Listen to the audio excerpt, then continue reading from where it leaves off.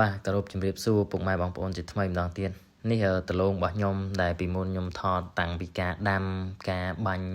ជីទៅដោះគោការថែរក្សាតលងអញ្ចឹងណាហើយឥឡូវនេះយើងចាប់ផ្ដើមប្រមូលផលហើយយើងឃើញថាមើមរបស់វាគួរសមដែរពូជ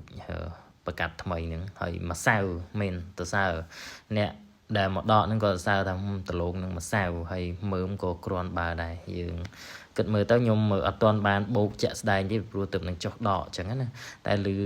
អ្នកដែលគាត់ដកហ្នឹងគាត់ប្រាប់មកវិញថាប្រហែលជាអាចបាន40តោនទៅ50តោនក្នុងមួយហាត់ហ្នឹងអញ្ចឹងណាបាទតែ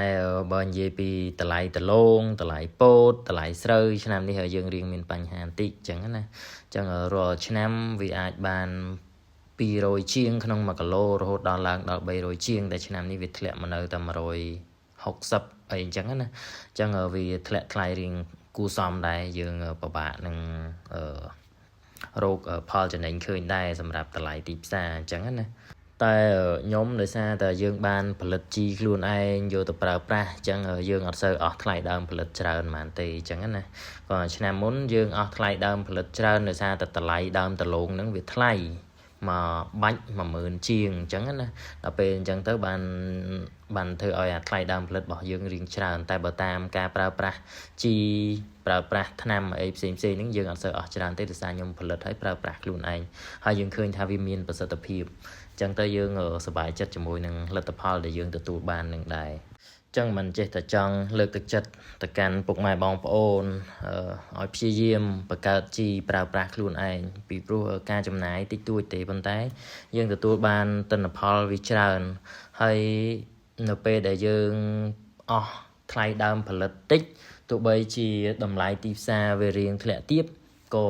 ឱកាសនៃការចំណេញរបស់យើងនៅតែមានច្រើនដែរអញ្ចឹងណាហើយបើសិនជាឱកាសទីផ្សារវាឡើងខ្ពស់យើងរឹតតែចំណេញថែមទៀតហើយដីរបស់យើងវាប្រើបានតកូនតចៅច្រើនជំនាន់ទៅទៀតនៅពេលដែលយើងយល់ដឹងអំពីដីវាត្រូវការអីយើងប្រើប្រាស់ជីអីដើម្បីកុំឲ្យវាខូចដីអញ្ចឹងណាអញ្ចឹងបានកន្លែងហ្នឹងគឺវិសេសមែនទែនយើងអត់បាច់ទៅទិញជីមកពីប្រទេសក្រៅពីប្រទេសអីទៀតទេចាប់ផ្ដើមរៀនធ្វើខ្លួនឯងផលិតខ្លួនឯងប្រើប្រាស់ខ្លួនឯងហើយខ្ញុំតែងតែចែករំលែកតាក់ទងជាមួយនឹងជីហ្នឹងដោយសារតែខ្ញុំប្រើប្រាស់នៅលើដំណាំរបស់ខ្ញុំនេះទៅទាំងដំណាំទាំងបន្លែទាំងដំណាំដើមឈើហូបផ្លែទាំងដំណាំមើមវាឃើញថាវាមានប្រសិទ្ធភាពបានខ្ញុំចេះតែចង់ចែករំលែកសារនឹងទៅកាន់ប្រជាពលរដ្ឋខ្មែរយើងឲ្យចាប់ដើមចេះធ្វើហើយនៅពេលដែលយើងធ្វើយើងអស់ថវិកាតិចតួចមែនទែនក្នុងការធ្វើឲ្យតែយើងចេះរកពេលវេលាដែលត្រឹមត្រូវឧទាហរណ៍ថារដូវដែលគេអាចនេសាទបានត្រីច្រើនអីអញ្ចឹងតម្លៃត្រីចុះថោកយើងអាចយកវាមកធ្វើជីត្រីបានទុកដាក់នៅតាមដំណាំដាក់ក្រាលដូច DAP នៅដីស្រែនៅលើដីចកាផ្សេងអញ្ចឹងយើងអាចមានលទ្ធភាពធ្វើបានច្រើនមែនទែនហ្មងសារហ្នឹងមានតែប៉ុណ្្នឹងហើយខ្ញុំនឹងព្យាយាមធ្វើវីដេអូច្រើនតាក់ទងជាមួយនឹងរឿងកសិកម្មដើម្បីជួយធ្វើម៉េចឲ្យខ្មែរយើងកាន់តែរឹងមាំយើងមានរឿងមកប្រាវជាមួយនឹងព្រំដែននេះធ្វើឲ្យអារម្មណ៍បេះដូងរបស់យើងខ្លាំងក្លាចង់ជួយធ្វើម៉េចឲ្យប្រជាជនខ្មែរយើងចាប់ផ្ដើមងើបទៅទាំងអស់គ្នាហ្មងបើសិនជាយើងនៅតែពឹងពាក់ជីយកមកពីគេថ្នាំអីយកមកពីគេយើងមិនងាយនឹងក្រោករួចទេពីព្រោះសេដ្ឋកិច្ចរបស់គេកំពុងតែក្របមកលើយើងហើយអញ្ចឹងមានតែយើងព្យាយាមធ្វើខ្លួនឯងផលិតខ្លួនឯងប្រើប្រាស់ខ្លួនឯងទើបយើងអាចទម្លុះអារនាំងដែលនៅក្រោមគេនឹងបាន